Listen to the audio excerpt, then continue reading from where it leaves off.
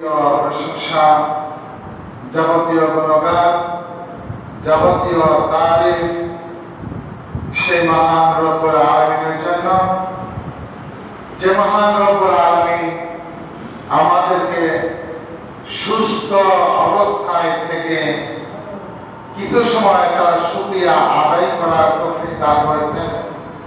সেই সুবাদে নির্দিষ্ট টাইমে আসার তৌফিক দিয়েছেন। যে রব্বুল আলামিন আমাদেরকে এই সুযোগ করে দিয়েছেন, এই নিয়ামত দান করেছেন, এই নিয়ামতের শুকরিয়া আদায় স্বরূপ মহান আল্লাহ তাআলার প্রশংসা জ্ঞাপন করছি। আলহামদুলিল্লাহ। লক্ষ কোটি দরুদ সালাম বর্ষিত হোক মহামানব মানব জাতির মুক্তির দূত সুপারিশকারী মুহাম্মদ রাসূলুল্লাহ সাল্লাল্লাহু আলাইহি ওয়াসাল্লামের উপর রহমত শান্তি বর্ষিত হোক পৃথিবীর মুসলিম নরনারীদের উপর। আল্লাহ তাআলা শিফা অবতীর্ণ হোক যারা অসুস্থ রয়েছেন তাদের উপর, যারা এই দুনিয়ার জমিনে মুসলিম নরনারী বিপদগ্রস্ত হয়েছেন, জালিমের শিকার হচ্ছেন, নির্যাতিত হচ্ছেন, আল্লাহ তাআলা তাদেরকে মুক্তি দান করুন, আল্লাহুম্মা আমিন। যারা ইহকালীন জীবন ত্যাগ করেছেন, আল্লাহ তাআলা তাদের পরকালীন জীবনকে সুন্দর এবং সুখময় করে দিন, আল্লাহুম্মা আমিন। যারা এখনো প্রতি জুমায় যারা সঠিক সময় আসতে পারে না, আল্লাহ তাআলা তাদেরকে সঠিক সময়ে আসা তৌফিক দান করুন, আল্লাহুম্মা আমিন। আজকে আপনাদের সামনে ক্ষুদ্র একটা বিষয় নিয়ে আলোচনা করব। যে আলোচনাটা আমরা যদি বিপক্ষে না নিয়ে কারণ বিরুদ্ধে বলা হচ্ছে এমনটা না ভেবে যদি নিজের মনে করে নিতে পারি, সঠিকভাবে বুঝতে পারি, সেই মোতাবেক যদি আমল করতে পারি, তাহলে আমরা মুসলিম। কারণ আজকে যে বিষয়টা আলোচনা করা হবে সেটা হচ্ছে আরবিতে বলা হয় তাগুত, বাংলা বলা হয় তাগুত। এই তাগুত শব্দটা এসেছে তাগইয়ান শব্দ থেকে। এর অর্থ হচ্ছে আল্লাহ দ্রোহী। যেরকম দেশের বিরুদ্ধে কোনো কথা বলে, দেশের বিরুদ্ধে কোনো কাজ করলে তাকে বলা হয় দেশদ্রোহী। এরকম আল্লাহ তাআলার বিপক্ষে কেউ যদি কোনো কাজ করে, আল্লাহ তাআলার আইনকে না মেনে মানব রচিত আইন মেনে নেয়, ওটাকে বলা হয় আল্লাহ দ্রোহী, আল্লাহ তাআলার বিরুদ্ধ চালনকারী। বিপথে পরিচালনাকারী আল্লাহ দ্রোহী যাকে বলা হয়, তিনি হচ্ছেন বিপথে, মানে সঠিক পথ থেকে সরিয়ে নিয়ে অন্য পথে পরিচালনাকারী। দেবতা, মূর্তি, তাগুত, এই তাগুত শব্দটি রয়েছে মক্কার সেই তাগুত মুশরিকদের একটা দেবতার নাম। এই তাগুত শব্দটি রয়েছে মক্কাতে মুশরিক ছিল, তাগুত মুশরিক, বাতিল পন্থা মুশরিক, ওদেরই একটা মূর্তির নাম হচ্ছে তাগুত।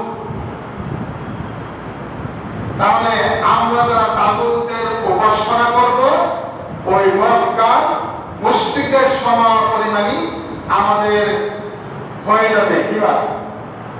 ওদের যেরকম ইমান ছিল, বিশ্বাস ছিল, আমাদের অনুরূপ একই হয়ে যাবে। এই তাগুত এর পরিপন্থী কারা কারা? যারা ইবাদত করে, উপাসনা করে। তাগুত হচ্ছে ওই ব্যক্তি যারা উপাসনা করে, ইবাদত করে আল্লাহ তাআলাকে পাক দিয়ে। কথাটা আরেকবার বলি, আল্লাহ তাআলা যে ভাবে যে পদ্ধতিতে ইবাদত করতে শিখিয়েছেন মুহাম্মদ সাল্লাল্লাহু আলাইহি ওয়াসাল্লামকে, অনুরূপভাবে ওইভাবে ইবাদত না করে অন্যভাবে ইবাদত করাই হচ্ছে তাগুত। যারা তাগুতের উপাসনা করবে, ইবাদত করবে, আল্লাহ তাআলা তাদের উপর লানত বর্ষিত করবে। যারা মানব রচিত আইন দিয়ে দেশ পরিচালনা করবে, আল্লাহ তাআলা বলছেন তাদের উপরে লানত বর্ষিত হবে, মানে জাহান্নামের শাস্তির মতো শাস্তি তাদেরকে দেওয়া হবে দুনিয়াতে। পরকালে যেটা রয়েছে সেটা তো পরের বিষয়। এই তাগুত মানুষকে কোথায় নিয়ে যায়? এই তাগুত মানুষকে জাহান্নামের দিকে নিয়ে যায়। তাগুত মানুষকে কখনোই সৎ পথে পরিচালিত করে না। তাগুত মূলত মানুষকে জাহান্নামের দিকে অগ্রসর করে, এগিয়ে নিয়ে যায়। এবার আসুন আমরা সংক্ষিপ্ত পরিসরে কয়েকটা শব্দ বললাম। যে তাগুত শব্দটা হচ্ছে মক্কার মসজিদের একটা মূর্তির নাম। এই তাগুত শব্দ হচ্ছে আরবি শব্দ। এর অর্থ হচ্ছে আল্লাহ তাআলা যা কিছু করেছেন, করতে বলেছেন, তার বিপক্ষে কাজ করা। আল্লাহ তাআলার আইন না মেনে মানুষের তৈরি করা আইন দিয়ে তার জীবন পরিচালনা করা, তার ইবাদত করা। আল্লাহ তাআলা বলেছেন সূরাতুল বাকারা 56-57, লা ইকরাহা ফিদ-দীন, দ্বীনের মধ্যে কোনো জবরদস্তি নাই। একজন মানুষ নামাজ পড়ে না, তাকে আপনি জোর করে নামাজ পড়াতে পারবেন না। একজন মানুষ মূর্তি পূজা করে, আপনি তাকে জবরদস্তি করে মূর্তি থেকে সরাতে পারবেন না। এই অধিকার আপনার নাই। একজন মানুষ ঈমান আনে আবার কুফরিও করে, তাকে আল্লাহ তাআলা বলেন মুনাফিক। আল্লাহ তাআলা ইবাদত করে আবার কুফরি করে। যেমন ধরুন, গানও শুনে, ওয়াজও শুনে, কোরআন তেলাওয়াত শুনে, কীর্তন শুনে। ওয়াজও খারাপ লাগে না, কীর্তনও ভালো লাগে। আবার বলে কোরআন তেলাওয়াতও ভালো, কিন্তু পূজায় লাগে দেখে আমাদের একটা সুন্দর আনন্দ, ওরা চলে যায়, ওটা খারাপ না, ওটাও ভালো। তার মানে আপনার অন্তর আপনাকে বলছে কীর্তনের অনুষ্ঠান ওটাও আমার ভালো লাগে, ওয়াজও ভালো লাগে, ওটাও আমি শুনি। হিন্দুদের আইন ওটাও ভালো লাগে, মুসলিমদের আইন এটাও ভালো লাগে। দুইটা ভালো লাগা মানে মুনাফিকের চরিত্র তার মধ্যে রয়েছে বলে প্রকাশিত হয়েছে, প্রমাণিত। যে কোনো একদিকে থাকতে হবে আপনাকে, হয় আল্লাহ তাআলার ইবাদত করবেন, না হলে শয়তানের ইবাদত করবেন। আমি আপনাকে এটাই বোঝাবো কোনটা শয়তানের ইবাদত আর কোনটা আল্লাহ তাআলার ইবাদত। কিন্তু এখানে আল্লাহ তাআলা বলেন লা ইকরাহা ফিদ-দীন। অনেকে এই আয়াতটা কথা বলেছেন এটা নাকি রহিত হয়ে গেছে। মূলত এই আয়াত রহিত হয়নি। এই আয়াত এখনো এই সময়ের জন্য প্রযোজ্য আছে, সেই সময় থাকবে ইনশাআল্লাহ আজিজ। অনেকে এটাকে বলেছেন, কিন্তু মুফাসসিররা বলেছেন এটা রহিত হয়ে যায়নি। এই আয়াতের আইন এখনো আছে, চলবে। এই জন্যই দিনের উপরে কখনোই জবরদস্তি নাই, জোর জাপন নাই, ক্ষমতা খাটানোর কোনো অধিকার নাই। ক্ষমতা খাটিয়ে কাউকে আপনি হিন্দু বানাতে পারবেন না, ক্ষমতা খাটিয়ে আপনি কাউকে মুসলমান বানাতে পারবেন না, এই কথাই বুঝিয়েছে। এরপর আল্লাহ রাব্বুল আলামিন আরো বলছেন, আত্তাবাইনা রুশদু মিনাল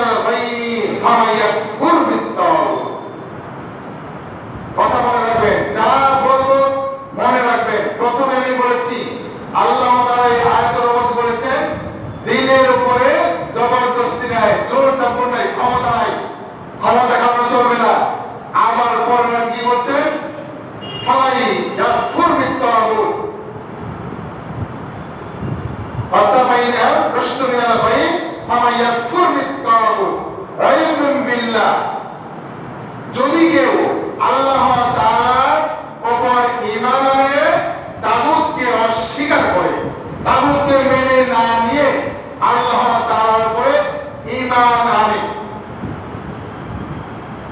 ফাকাদ ইসতামসাকা বিল উরওয়াতিল উসকা, ফাকাদ ইসতামসাকা বিল উরওয়াতিল উসকা, যদি কেউ তাগুতকে অস্বীকার করে, ওটাকে বাতিল মনে করে, ওটাকে পরিত্যাগ করে আল্লাহ তাআলার প্রতি ঈমান আনে, আল্লাহ তাআলার আইনের উপরে নিজেকে প্রতিষ্ঠা রাখতে পারে, আল্লাহ তাআলার ইবাদত করে, আল্লাহ তাআলার উপাসনা করে, তাগুতকে মূল্যায়ন করে না, তাগুতকে অস্বীকার করে, তাহলে সে এমন একটা হাতল বলেছেন, রশি বলেছেন, এবং আরেক জায়গায় বলেছেন লাঠি। মূলত এটাকে বলেছেন, কেউ কেউ হাদিস বলেছেন, কেউ কেউ সালাত বলেছেন। মূলত এর অর্থ হচ্ছে কোরআনুল কারীম। মূলত এর অর্থ দাঁড়িয়েছে কোরআনুল কারীম। যারা আল্লাহ তাআলার আইনকে মেনে নেবে, আল্লাহ তাআলার আইনের উপরে ঈমান আনবে এবং সেই আইনের উপরে প্রতিষ্ঠা থাকার জন্য চেষ্টা করবে, আল্লাহ তাআলার কাছে পানাহ চাইবে, সে ব্যক্তি তাগুতকে অস্বীকার করলো প্রথমে। দ্বিতীয়ত, এমন একটা রশি ধরলো যে রশিটা আর ছিঁড়ে যাবে না, যে দাড়িটা ভেঙে যাবে না, যে দড়িটা ছিঁড়ে যাবে না, কখনোই ছিঁড়ার সম্ভাবনা নাই। তাহলে আপনি যদি বাতিলটা মেনে নেন, বাতিল আপনাকে কোথায় নিয়ে যাবে? জাহান্নামে নিয়ে যাবে। আর যদি আল্লাহ তাআলার আইন মেনে নেন, আল্লাহ তাআলার উপরে ঈমান আনেন, সেই মোতাবেক চলেন, তাহলে আপনি এমন একটা জিনিস ধরলেন, সেটা হাতল হতে পারে, রশি হতে পারে, কিন্তু মূলত অর্থ হচ্ছে কোরআন কারীম। যারা কোরআনকে মজবুত করে ধরবে, আঁকড়ে রাখবে, তারাই আল্লাহ তাআলা জান্নাত লাভ করবে। এখন দেখুন দুই ভাগ কিভাবে হয়। আল্লাহ তাআলা বলছেন, আল্লাহু ওয়ালিউল্লাযীনা আমানু, আল্লাহু ওয়ালিউল্লাযীনা আমানু ইখরিজুহুম মিনাজ যুলুমাতি ইলান নূর। যারা আল্লাহ তাআলার প্রতি ঈমান আনলো, আল্লাহ তাআলার উপর ভরসা করলো, সেটা রিজিকের ব্যাপারে হোক, শাসনতন্ত্র হোক, জীবন পরিচালনার ক্ষেত্রে হোক, সমাজ পরিচালনা করার ক্ষেত্রে হোক, রাষ্ট্র পরিচালনা করার ক্ষেত্রে হোক, যে কোনো সেক্টরে এই আইন আপনি প্রতিষ্ঠা করলেন, মেনে নিলেন, আল্লাহ তাআলা বলছেন ওদের অলি, ওদের গাইডার, ওদের অভিভাবক হচ্ছেন মহান আল্লাহ তাআলা। তাহলে ঈমান আনতে হবে আল্লাহর উপরে, তাহলে আপনার জিম্মাদারি কে নেবেন? মহান আল্লাহ তাআলা। আর যখনই আল্লাহ তাআলা আপনার জিম্মাদার হবেন, তখন আল্লাহ তাআলা কি বলছেন দেখেন, ইখরিজুহুম মিনাজ যুলুমাত।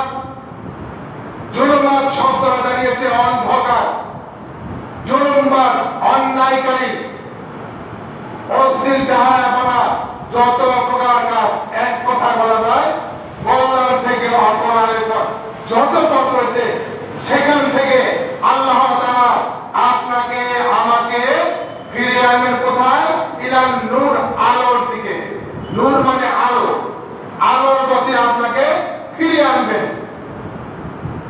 যখনই আল্লাহ তাআলার উপরে আপনি ঈমান আনবেন, আল্লাহ তাআলার কথার উপর আপনি চলবেন, যা তিনি হারাম করেছেন ওটাকে আপনি হারাম মনে করবেন, যেটা আল্লাহ তাআলা হালাল মনে করেছেন সেটাকে আপনি হালাল মনে করবেন।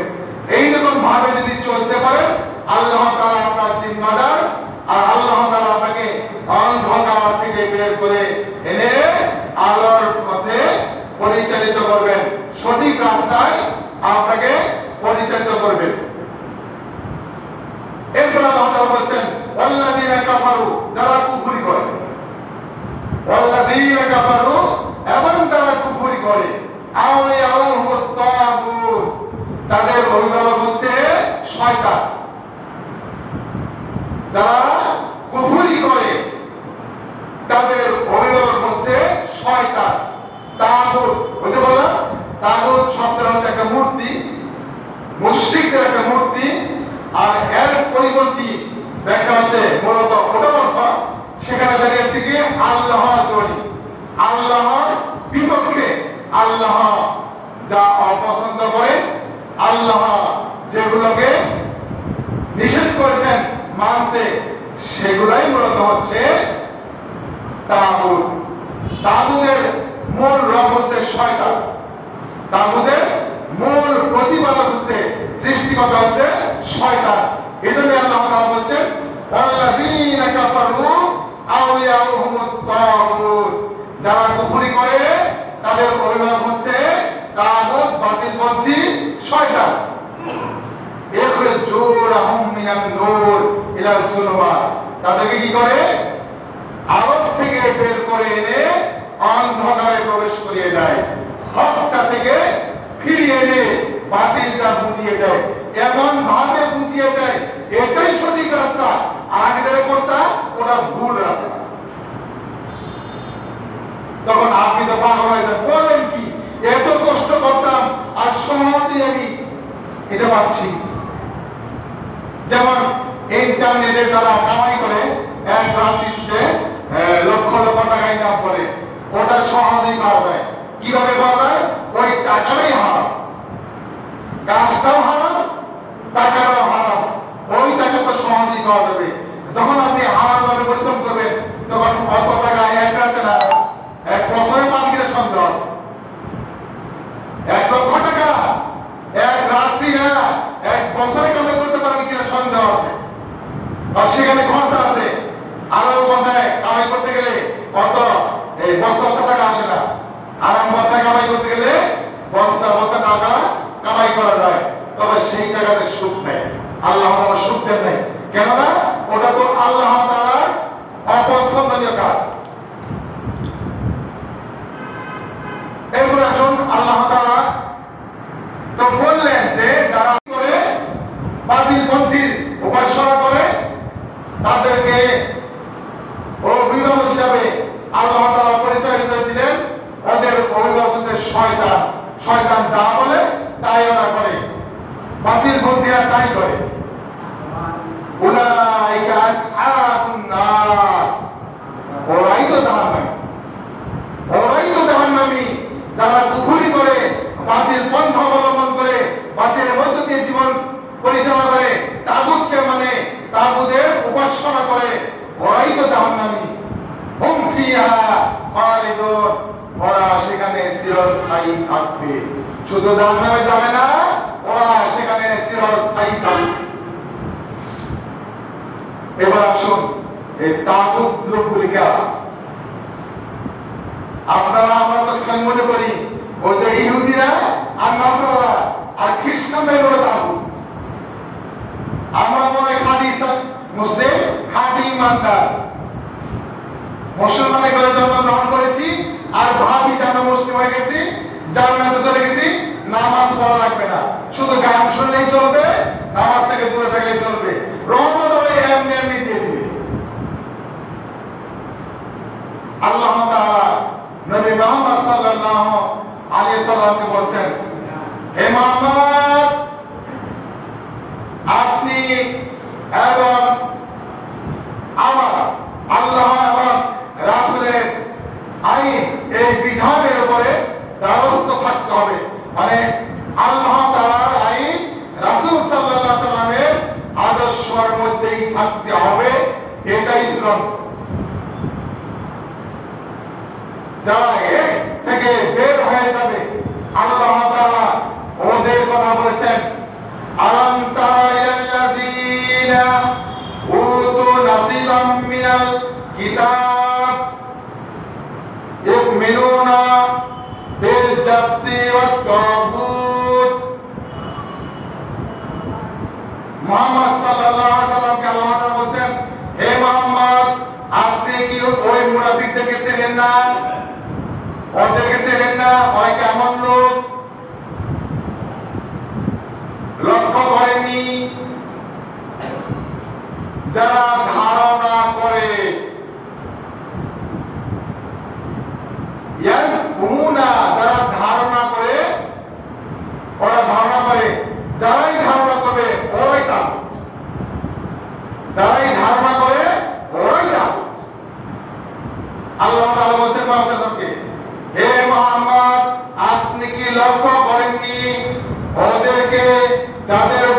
দেওয়া হয়েছিল নাসিবাম মিনাল কিতাব, কিতাবের একটা অংশ। আপনি দেখেননি ওদেরকে, যাদেরকে একটা কিতাবের কিছু অংশ দেওয়া হয়েছিল, ইউমিনুনা বিল জাবতি ওয়াত তাগুত,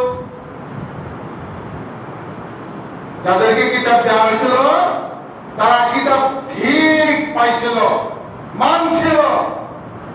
মানার পরে কি বললো তারা? তাদের বক্তব্য, তারা বলছে আমরা আল্লাহ তাআলার প্রতি ঈমান আনি, রাসূলের আদর্শ মানি, সব মানি, তাগুতকে অস্বীকার করি। তাগুত মানি না। তাগুত কি? তাগুত হলো মানুষের হাতে নির্মিত একটা মূর্তি। মানুষ যে হাত দিয়া একটা মূর্তি বানায়, সেই মূর্তির নাম হচ্ছে তাগুত, যার উপাসনা করে তারা।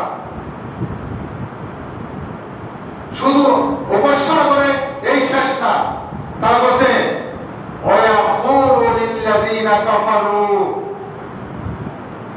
মুসলমানদের চাইতে ইহুদিরই বাবা, খ্রিস্টানরাই বাবা। মুসলমানদের চাইতে ইহুদিরই বাবা।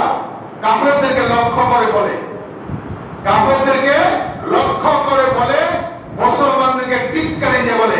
কারা বলে? যারা আল্লাহ তাআলার প্রতি ঈমান আনছে, রাসূলকে আদর্শ হিসেবে মেনে নিয়েছে, কিন্তু উপাসনা করে কার? মূর্তি। উপাসনা করে কার? বাতিলের। উপাসনা করে কার? তাগুতের। উপাসনা করে কার? শয়তানের। আইন মানে কার? মানব রচিত আইন মেনে নেয়, তাদেরকে বলা হয় তাগুত। তারাই বলছে কাফেরদেরকে লক্ষ্য করে, ওই যে দেখো ওই কাফেরদেরই পথ সঠিক মুসলমানের চাইতে। কিভাবে বললো? ويقول للذين كفروا هؤلاء أهدى من الذين آمنوا سبيلا। দেখো দেখো দেখো, ওই যে কাফেরদের দেশ কাফের না, ওদের পথ কত ভালো, ওদের আইন কত ভালো। দেখো মুসলমানের চাইতে ওদের পথটা ভালো। বেশি দাও, ওরা বেশি দাও, এমন কথা বলে কারা? এখন আগে আপনার প্রমাণ দিচ্ছি। দেখেন, যারা বলে যে মানুষ যেটা করছে, ইসলামী শাসন আসলে কি হবে? অনেক মানুষের কষ্ট হবে। যেভাবে আছে এভাবেই থাকুক, এটাই ভালো। ইসলামী ইসলাম করে না, অত ইসলামী ইসলাম করে না, ইসলামের রাষ্ট্র করে না। তাহলে কি করবে না? মদ খেতে পারবে না, গাঁজা খেতে পারবে না, মানুষের হক নষ্ট করতে পারবে না, মানুষের উপর জুলুম করতে পারবে না, জিনা করতে পারবে না। দিনে দুপুরে একজনের বউ আরেকজন নিয়ে জিনা করতে পারবে না। যদি ইসলামী শাসন সৃষ্টি হয়, বাংলাদেশে প্রতিষ্ঠা হয়, তাহলে তোমাকে আগে পর্দা করতে হবে। পুরুষ তোমাকে বলছেন আল্লাহ তাআলা, তোমাকে আগে পর্দা করতে হবে, এরপরে নারীকে পর্দা করতে হবে। তার মানে পুরুষেরও জুলুম করার সুযোগ নাই, মেয়েদেরও পুরুষদেরকে শোভা দেখানোর সুযোগ নাই। হক থাকতে হবে, পর্দাবিহীন চলা যাবে না। ইসলামী শাসন যদি বাংলাদেশে প্রতিষ্ঠা হয়, তাহলে যার যার হক সেই পাবে। কোন পুলিশ লাগবে না, আর্মি লাগবে না, বিডিআর লাগবে না, কিছুই লাগবে না। অটোমেটিক আপনি ব্যবসা করবেন, শান্তিতে ব্যবসা করবেন, চোর থাকবে না, টাকা থাকবে না। কেন থাকবে না? ও ভয়ই বাঁচবে না। জিনা করলে কোমর পর্যন্ত গেলে আমাকে পাথর মেরে ধূলিসাৎ করে দেবে, অস্তিত্ব থাকবে না। আবার মিথ্যা কথা বলে চুরি করবে না, দেশের টাকা চুরি করবা, ওই সুযোগও থাকবে না। দেশের সম্পত্তি বিদেশে রাখবা, এই সুযোগও থাকবে না। এই জন্য যারা জুলুম অত্যাচারে লিপ্ত থাকে, নামাজ পড়ে না কোনদিনও, উপাসনা করে কার? তাগুতের। যেটাই তার ভালো লাগে ওটাই আইন পাস করে সংসদে। এর নাম হচ্ছে তাগুত। মনে চাইলো একটা আইন পাস করলো, মনে চাইলো ইচ্ছা মতো একজন মুমিনকে ধরে ফাঁসি দিয়ে দিল, এরই নাম তাগুত। এটা হচ্ছে বাতিল পন্থীর আইন। আর আল্লাহ তাআলার আইন, একটা মানুষকে যদি আপনি এক দেশের বিরুদ্ধে যুদ্ধ করতে চান অথবা একটা মানুষকে শাস্তি দিতে চান, প্রথমে আপনাকে কি করতে হবে? তাকে ইসলামী দাওয়াত দিতে হবে। যদি সে দাওয়াত না মানে তার কাছে জিজিয়া কর আদায় করতে হবে। এটাকে যদি সে অস্বীকার করে মানতে, তারপরে গিয়া তার সাথে আল্লাহ তাআলার নাম নিয়ে যুদ্ধ করতে হবে। মন চাইলেই যুদ্ধ করবেন, মন চাইলেই হত্যা করবেন, এমন আইন কোথায় পাইছে? এত সহজ না ইসলামী শাসন প্রতিষ্ঠা করা, এত সহজ না। যেই হোক না কেন, সে আহমেদিস হোক, হানাফি হোক, হাম্বলি হোক, যেই হোক, যখনই কোন আইন প্রতিষ্ঠা করতে যাবে তখন সকলকে ঐক্য হতে হবে। আহমেদিস চিনি না, হানাফি চিনি না, জামাত ইসলাম চিনি না, কোন দলই চিনি না, সকলকে এক দলে পরিণত হতে হবে, সকলকে এক পরিবারের সদস্য হতে হবে, সকলকে এক আল্লাহ তাআলার দ্বীন প্রতিষ্ঠার জন্য এগিয়ে যেতে হবে এবং একইভাবে দাওয়াত দিতে হবে। এরপরে যদি সে অস্বীকার করে তাকে জিজিয়া কর দিতে হবে। যদি সেটাও অস্বীকার করে এরপরে আল্লাহ তাআলার নাম নিয়ে ঝাঁপিয়ে পড়ো, যুদ্ধ করতে হবে। হাদিস মুসলিম শরীফ। তাহলে তাগুত বলতে যারাই আল্লাহ তাআলার আইন মানবে না ওই তাগুত। তাগুত হচ্ছে একটা মূর্তি, যে মূর্তিটা পরিচালনা করে শয়তান, বড় মানুষ পরিচালনা করে শয়তানের কথা। তাগুত মানেই শয়তান। এরপর আল্লাহ তাআলা বলছেন, আলাম তারা ইলাল্লাযীনা ইয়াদউনা আন্নাহুম আমানু। আল্লাহ তাআলা বলছেন, হে মুহাম্মদ তুমি ওদেরকে চেনো না? আবার বলছেন, একবার তো বলছেন সূরা নিসাতে বলছেন 51 নম্বর আয়াতে, আবার 60 নম্বর আয়াতে বলছেন তুমি ওদেরকে চেনো না, ওদের প্রতি লক্ষ্য করো না যারা ধারণা করে যে আমরা যেরকম বাতিলের উপাসনা করি, অন্যায় করি, জুলুম করি, মিথ্যা কথা করি, অত্যাচার করি, ওরাও করে। এরা কারা করে? যারা নামাজ পড়ে তাদের কথা বলেছেন, যারা ঈমান এনেছে আল্লাহ তাআলা করে তাদের কথা বলেছেন। সুদ খায়, সুদ খায়, আবার গরু গোশত খায়, কুরবানি গোশত। বলে ওরাও ঠিক আছে, ওরাও ঠিক আছে, ওরা তো আল্লাহ তাআলার প্রাণী, আল্লাহ তাআলার পক্ষ থেকে নিয়ামত আমাদের জন্য। যদিও সেটা নিয়ামত, তারপরেও আল্লাহ তাআলা বলেছেন সুদ খেও না। একবার বলেছেন। সুদের কথা বলেছেন 70 বার, যেটা এক সপ্তাহ আগে আপনাদের বুঝিয়েছি। সুদ থেকে দূরে থাকতে হবে। সুদ খেয়ে আপনি যদি ইবাদত করেন কাজে লাগবে না, তবে আপনি যে চিরস্থায়ী জাহান্নামে থাকবেন এমন বক্তব্য নেই। সুদ খেলে একজন মানুষ যে চিরস্থায়ী জাহান্নামে থাকবে এমন বক্তব্য নেই। তবে কিছু কথা আছে। আপনি সুদ খেয়ে অনেক টাকা উপার্জন করলেন, এই সব টাকা যাদের কাছ থেকে খেয়েছেন তাদেরকে খুঁজে বের করে তাদের কাছে ফিরিয়ে দিতে হবে। আপনাকে অর্থহীন হওয়া লাগবে। এরপরে আল্লাহ তাআলার কাছে তওবা করলে আপনি মাফ পাবেন, কিন্তু চিরস্থায়ী জাহান্নামে থাকবেন এমন হাদিস নেই। এদের কথাই বলেছেন। নামাজও করে, সুদও খায়, জুলুমও করে, মিথ্যা কথা বলে, মিথ্যা শপথ করে, আবার হাতে তাহাজ্জুদ করে। এদের কথা বলছেন। ওদের আপনি ছিলেন না? ছিলেন তো। লক্ষ্য করুন ওরা কেমন লোক। ইয়াদউনা আন্নাহুম আমানু, ওরা সব কাজ করে। এরপরও আল্লাহ তাআলা ওদের কথা আবারও তুলে ধরেছেন। ওরা ধারণা করে কথা বলে, আমরা যেরকম অন্যায় করি ওরাও সেরকম অন্যায় করে। কিন্তু এই কথার পরিপ্রেক্ষিতে আল্লাহ তাআলা ওদেরকে চোখে আঙ্গুল দিয়ে দেখিয়ে দিলেন। যারা ঈমানদার তাদের কথা বলছেন, আল্লাযীনা আমানু ইউকাতিলুনা ফী সাবিলিল্লাহ, যারা ঈমানদার, যারা আল্লাহ তাআলার আইন মানে, আল্লাহকে ভয় করে, তারা ইসলামের জন্য যুদ্ধ করে, আল্লাহ তাআলার জন্য যুদ্ধ করে, আল্লাহ তাআলার পথে যুদ্ধ করে, আল্লাহ তাআলার দ্বীন প্রতিষ্ঠা হোক এই জন্য যুদ্ধ করে। ওয়াল্লাযীনা কাফারু ইউকাতিলুনা ফি সাবিলিত তাগুত, যারা যুদ্ধ করে, কুফরি করে যুদ্ধ করে, তারা আল্লাহর পথে যুদ্ধ করে না, তারা যুদ্ধ করে কার পথে?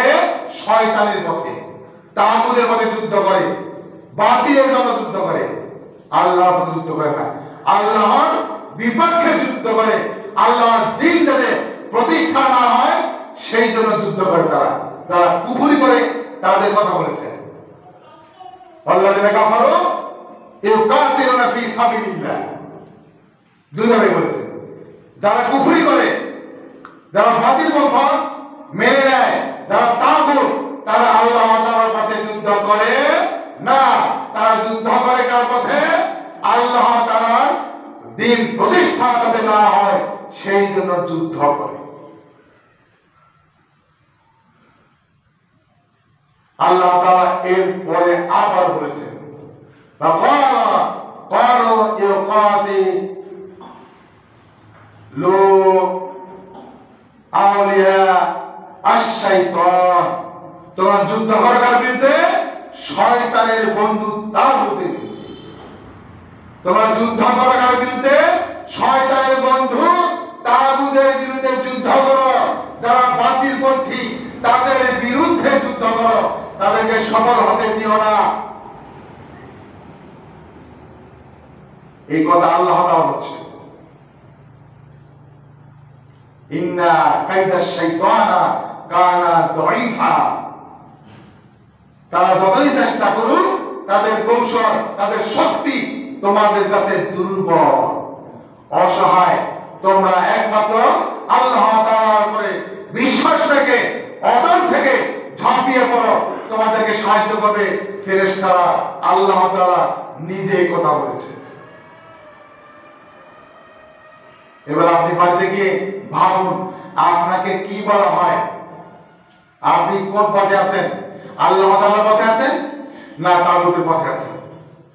ইসলাম প্রতিষ্ঠা হোক এই পথে আছেন, মানুষ কল্যাণমুখী হোক, জান্নাতমুখী হোক, আখিরাতমুখী হোক এই পথে আছেন না দুনিয়ায় ভালোভাবে চলবো, ভালোভাবে টাকা ইনকাম করবো, কোনো সমস্যায় পড়বো না, ঝুট ঝামেলা চাই না, মাসে মারামারি করে করুক না, যে কাটে খাটুক না, আমার দরকার নেই, এই চিন্তায় যদি থাকেন তাহলে আপনি অবশ্যই ওই সব মুশরিক, যারা কাফের মুশরিক মক্কা, তাদের সাথে মিলিত হবেন, তাদের অন্তর্ভুক্ত হবেন। আর যাদের চিন্তা চেতনা সালাতে দাঁড়িয়ে যেরকম বলেন আল্লাহু আকবার, সালাফিয়ার সঙ্গে বলেন আস্তাগফিরুল্লাহ, আল্লাহ তুমি আমাকে ক্ষমা করো, আস্তাগফিরুল্লাহ, আল্লাহুম্মা আনতাস সালাম ওয়া মিনকাস সালাম, তাবারাকতা ইয়া যাল জালালি ওয়াল ইকরাম, রব্বুল আলামিন, কল্যাণের মালিক তুমি, শান্তির মালিক তুমি, তোমার কাছে যাবতীয় কল্যাণ, আমাকে কল্যাণ দাও। সালাম ফেরানোর পরে আল্লাহ তাআলার কাছে কল্যাণ চাইলেন, মসজিদের বাইরে গিয়ে বললেন ইমাম সাহেবের কথা বললো, সভাপতির কথা বললো, এই হাদিস মানলে কি আমার পীরে জামা থাকবো? এই হাদিস মানলে কি সমাজ আমি ঠিক থাকতে পারবো? যদি আমি হাদিসটা মেনে চলি তাহলে তো আমার দিনে খাবারই পাবো না, আমার খাবারই থাকবে না। তার মানে আপনি রিজিকের মালিক, আল্লাহ তাআলা রিজিকের মালিক না। আপনার বক্তব্যে এটা আপনি প্রকাশ করলেন, তার মানে আপনার ঈমান আছে কিনা আপনি সেটি জানেন।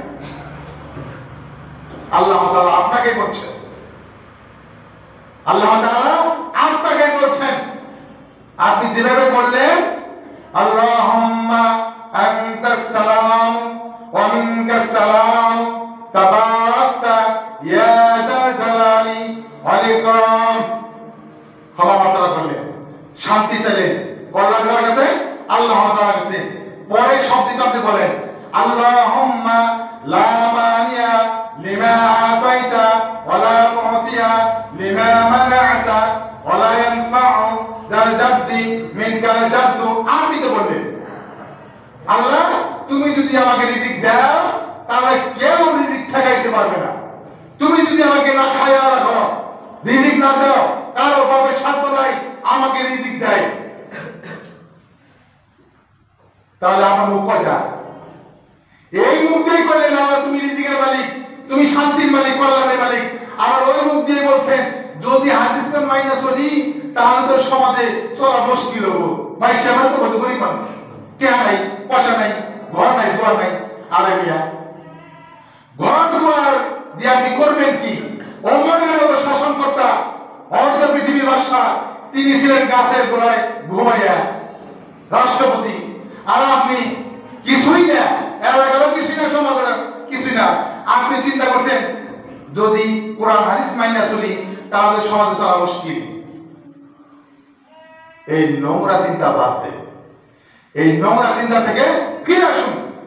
একমাত্র আল্লাহ তাআলার উপর ভরসা করুন। আল্লাহ তাআলা আপনার রিজিকের মালিক, তিনি রিজিকের ব্যবস্থা করে দেবেন। আপনি প্রত্যেক নামাজে সালাম ফিরাতে পারে এই দোয়াগুলি পড়বেন। আল্লাহু আকবার, আস্তাগফিরুল্লাহ তিনবার পড়বেন। আল্লাহুম্মা আনতাস সালাম ওয়া মিনকাস সালাম তাবারাকতা ইয়া যাল জালালি ওয়াল ইকরাম। এরপর পড়বেন আল্লাহুম্মা লা মানিয়া লিমা আ'তাইতা ওয়া লা মু'তিয়া লিমা মানআতা ওয়া লা ইয়ানফা'ু যাল জাদ্দি মিনকাল জাদ্দু। এরপরে আপনার যত দোয়া আছে আপনার যদি মুখস্থ থাকে পড়বেন, যদি না থাকে একটাও তাহলে কি করবেন? সুবহানাল্লাহ 33 বার পড়বেন, আলহামদুলিল্লাহ 33 বার পড়বেন, শেষে পড়বেন আল্লাহু আকবার 34 অথবা 33, দুটোই হয়ে যাবে।